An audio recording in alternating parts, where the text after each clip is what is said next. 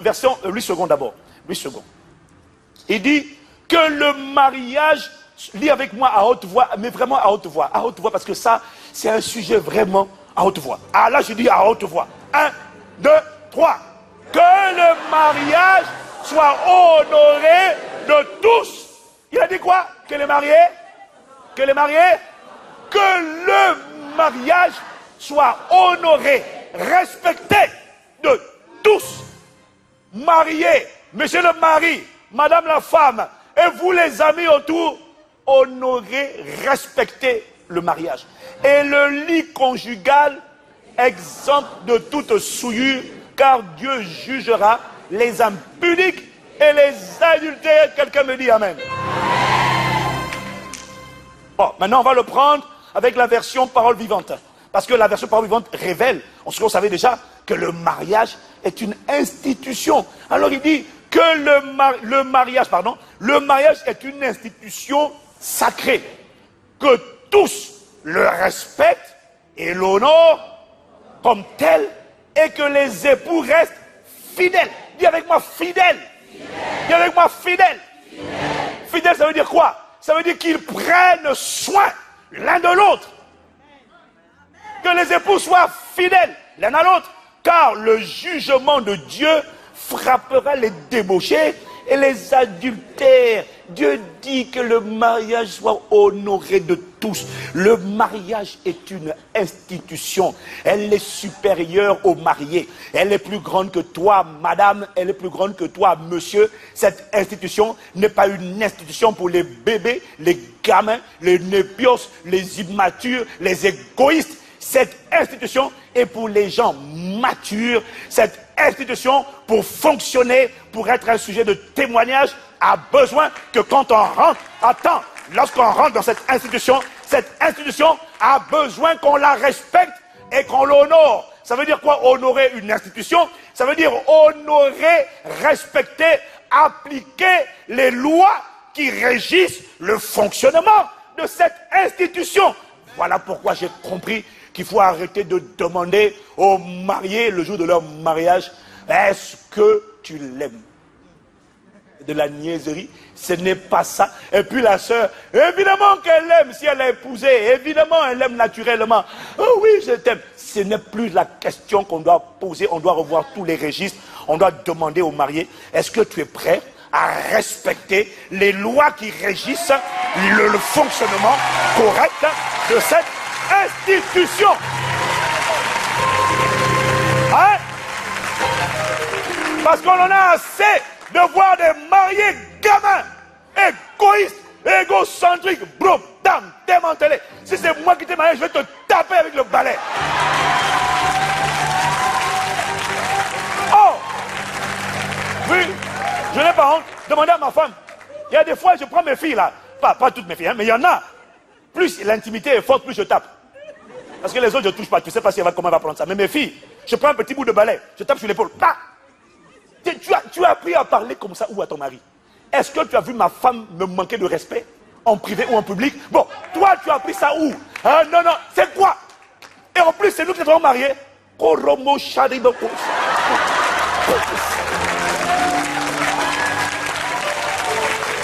attends d'abord. Attends.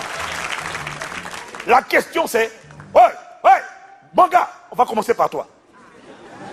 Parce qu'il y a d'abord mari. Aimez vos femmes. Est-ce que tu es prêt à respecter les lois qui régissent le fonctionnement de cette institution? La première loi, c'est l'amour. Marie aimait vos femmes comme Christ aimait l'église et il s'est livré pour elle. Il s'est livré. Quand l'église n'a pas envie de parler, il est obligé de supporter. On va parler. Donc, quand toi tu pries, parfois il dit, mais tu as déjà pris le même sujet, non? Tu dis, Seigneur, c'est encore moi. Qu'est-ce que Jésus fait? Il écoute. Marie fait pareil. Ouh, écoute, elle a besoin de parler, écoute. Tu es prêt à donner l'écoute? Parce qu'il y a des gars, ils veulent se marier, mais ils n'est pas prêt à changer pour donner. Moi, je veux me marier, frère, pasteur. Mais si elle parle trop, je vais lui dire, arrête de parler. Et gars, ne te marie pas. Arrête de nous, et ne nous faire, non. J'en ai assez de gens qui font ça après le mariage, et la soeur vient se plaindre, mais il ne parle pas. Parle! Je lui parle! Parle à ma soeur. Elle évacue le stress par la conversation. Parle-lui. Quand tu parles pas, elle commence à paniquer. Parle. T'as pas envie de... Ouais, mais je vais dire quoi encore? Dis comme moi. Parle.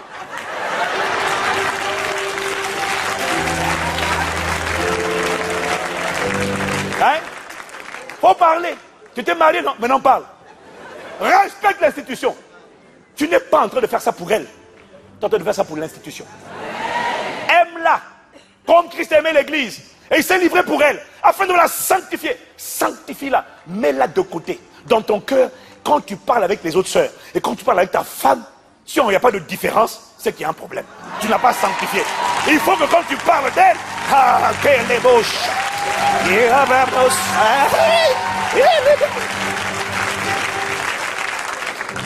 Il faut que quand tu parles d'elle, les autres femmes sentent, sachent, savent tout ce que tu veux. Les sages sentent ça. Qu'elles sachent, sentent que c'est ta femme.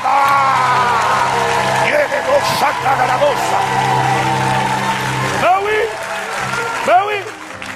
Faut qu'elle sache quand une femme se sait sanctifiée. C'est ce que Christ a fait avec l'église. Il l'a mis à part. Elle a un traitement spécial. Il ne la traite pas comme il traite les autres. Oh, à toutes les autres, il parle, mais avec elle, son langage est différent. Ça, tu ne peux pas la traiter comme... Mais du coup, les sœurs vont se dire, mais non, mais c'est ça qui donne de l'espoir aux autres sœurs. Mais quand tu sens... Moi, tu m'as déjà vu sanctifier une femme comme la mienne? Jamais. Tu ne peux même pas te mettre à penser, espérer. C'est impossible. Tu n'es pas Miss Univers éternel, la sœur.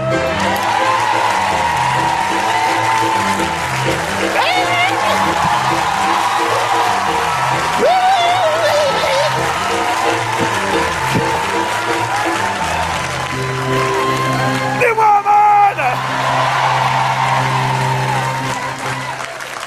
Mon frère, tu veux te marier? D'accord. Est-ce que tu es prêt à respecter l'institution?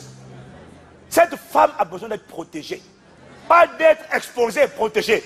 Pas d'être découverte, mais couverte. Voilà pourquoi Paul dit qu'il faut qu'elle ait un voile, mais il parlait de la couverture. Elle a besoin d'être protégée. Donc, frère, tu veux te marier? Tu l'as épousée? Bon, maintenant, tu l'as épousée là. Est-ce que tu es prêt? Tu acceptes de la protéger. Quand elle fait mal le riz. Hein? Écoute, mon gars, tu avais qu'à te débrouiller. Non, faut pas nous embrouiller. Tu aurais dû te renseigner avant de te marier. Tu es allé choisir sur la base de sa beauté. Tu n'as pas choisi sur la base de la recommandation. Personne ne te l'a recommandé. Tu te l'as recommandé à toi-même sur la base de son apparence physique. Débrouille-toi là-bas. Satan, c'est bon.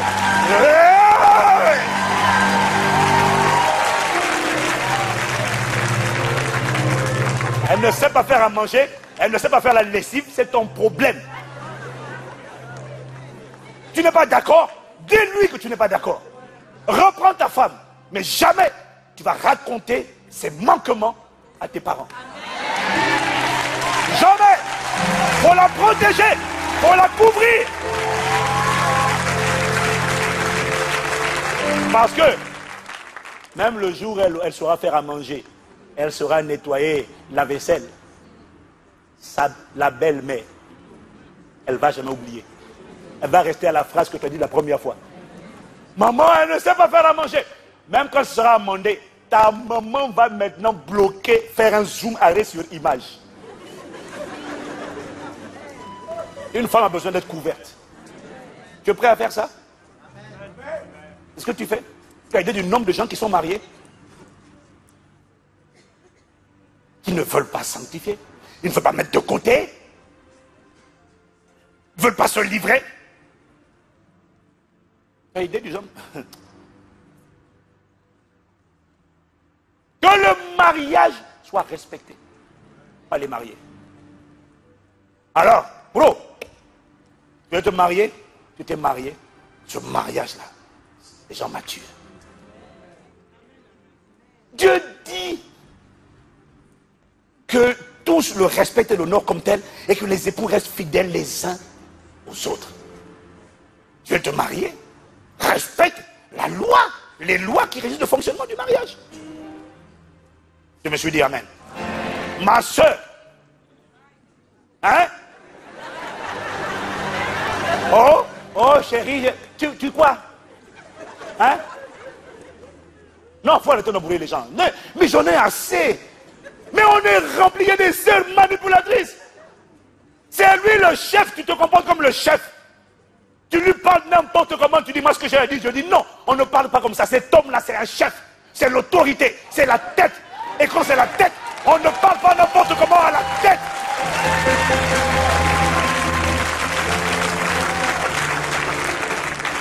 Tu fais ça au travail tu fais ça. Tu vas voir le patron en disant, de toute façon je m'en fous, hein. Monsieur Bernard, de toute façon, non. Tu dis excusez-moi monsieur le directeur, tu parles avec politesse et révérence même quand tu n'es pas content. Pourquoi tu fais pas ça à la maison? Comment se fait-il que tu respectes d'ailleurs plus ton patron que ton mari? Hey, Katalamo, aïe, ça vient d'où ça? Tu as plus de crainte pour ton patron que pour ton mari. Quelle honte! Quelle honte! Si c'est moi qui t'ai marié, je vais te taper. Je prends mon bambou, le balai là. Bon, la folie est attachée au corps de l'enfant. Je vais te délivrer de cette folie. Où est-ce que tu as appris à parler avec insolence comme ça à ton mari? Tu as appris ça où? Non, je dis les cas de vérité. Tu ne dis pas les cas de vérité. Et même quand tu dis quelque chose, il y a la manière de dire. Tu peux avoir raison et tort en même temps. La manière doit être révérencieuse. Tu parles au chef. Parle-lui comme un chef. Traite-le comme un chef. Et arrête. Bon, écoute, ça aussi c'est toi la faute. C'est de toi mon frère là. Non, je reviens sur toi. Non, parce que l'hébreu me fatigue. Mais un mariage fonctionne lorsque la loi de la réciprocité est respectée. Matthieu 7 au verset 12. Tout ce que vous voulez que les hommes fassent pour vous, faites-le de même pour eux. C'est ça qui résume la loi et les prophètes. Hein? Oh! C'est quoi ces hommes-là? Je reviens sur toi, parce que déjà c'est un point que j'avais oublié. Tu ne parles pas. Tu ne converses pas. Tu n'es pas sympathique. Tu es froid comme un glaçon. Hibernatus. Hein? Et maintenant le soir, comme tu n'as pas assouvi son besoin, elle a besoin de parler. Et c'est ça les frères. Et non, le soir, comme toi, tu es tendu et qu'elle évacue le stress par la conversation, toi, tu évacues le stress par la copulation, maintenant, le soir, tu essaies de toucher son dos, elle aussi, elle dit, coupe la main. Mais là, après, j'arrive. Ouais, non, mais pasteur, non, ma femme est insoumise. Non, frère, là, c'est pas qu'elle est insoumise. C'est que toi, tu es un ignorant immature. Donne d'abord l'amour et tu recevras en retour.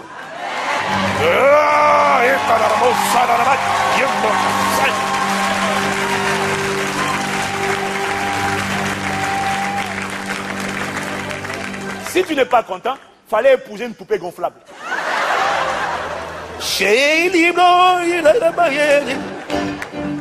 Tu n'as pas épousé une poupée gonflable, tu as épousé un être humain avec des émotions. Donne-lui, elle va te donner. C'est pas compliqué. Comment croyez-vous qu'on a fait? Ça fait 17 ans de lune de miel. Tu crois que c'est à cause de quoi? C'est la sagesse. Hein? C'est la sagesse. Alors on en a assez de ces gamins immatures. C'est pas une question d'âge. Il y en a assez de vous tous gamins. Vous voulez vous marier? Oui, vous marier. Est-ce que tu es prêt à respecter les lois de l'institution? Me fatiguer. Je parle à toute la famille de Dieu, le corps de Christ, je ne parle pas à Boissy. On en a marre des gens immatures. Égoïstes, gamins, comédiens, népios. Et tu es leader dans l'église, et tu sers dans l'église, et tu lèves des mains impures dans l'église, comédien.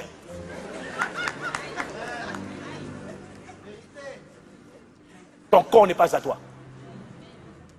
Respecte-le, ma soeur. Aime-la. Ça ne peut pas échouer. L'institution sera respectée. Mais est-ce que tu as aidé le nombre de gens qui transgressent volontairement, consciemment, la loi de l'amour pour les hommes, la loi du respect pour les femmes, mais ils viennent détenus à l'église? Dieu a dit que le mariage soit honoré. Le lit conjugal, exemple de toute souillure. Dieu jugera les débauchés et les adultères. Tu as aidé du nombre de gens qui arrivent. Oh non, mais de toute façon, moi, c'est avec Aïchaël, moi, de toute façon, je ne parle pas. Fallait dire au début que tu ne parlais pas. Il fallait lui annoncer que tu ne parlerais pas. Il fallait dire ça avant. Et toi, il fallait lui dire, dès qu'on sera mariés, je vais t'injurier, mais te manquer de respect, et te critiquer, te salir devant les gens. Mais comme tu n'as jamais vu, je te le promets, devant Dieu, devant les anges, devant les hommes, aujourd'hui, jour de notre union, je te promets de t'injurier. Fallait dire ça. Au moins, il avait le droit de dire non, pasteur, je crois que je change d'avis, je préfère ne pas sceller l'alliance. Tu as aidé du nombre de gens qui font ça, et je sais que tu m'écoutes. Ce qui est terrible, tu sais c'est quoi? Tu ne te rends pas compte que tu es en train de transgresser des lois que Dieu a établies pour l'institution. À cause de toi, les païens vont se moquer, les démons vont se moquer de l'idée de Dieu. Ils vont dire, tu vois, les idées de Dieu, ça ne marche pas. Dieu dit, si ça marche, à condition que la loi de la réciprocité soit appliquée. Les démons disent, ah. Et sans que tu te rendes compte, en refusant d'obtempérer, de collaborer, de respecter, tu es en train de mépriser Dieu. Parce que tu méprises le mariage. En méprisant le mariage, tu méprises l'instituteur de l'institution, Dieu. Est-ce que tu as aidé le nombre de gens qui méprisent Dieu et qui arrivent? Je sais que mon rêve. Pourquoi? Ils sont insouciants.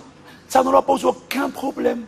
Une voix les a convaincus que tu peux parler n'importe comment à ta femme, tu peux la traiter n'importe comment, tu peux l'exposer devant ses parents, devant ses beaux-parents, tu peux faire tout ce que tu veux. Ma soeur, injurie-le, rabaisse-le, méprise-le, ne t'inquiète pas. Une voix est en train de te dire, ça va aller. Il ordonnera à ses anges de te garder dans toutes ses voies.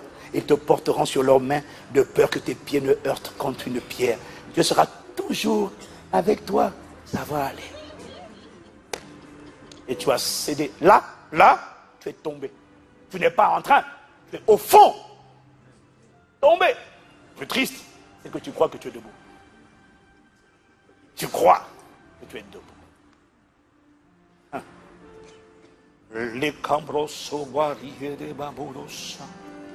Alors je finis en vous disant,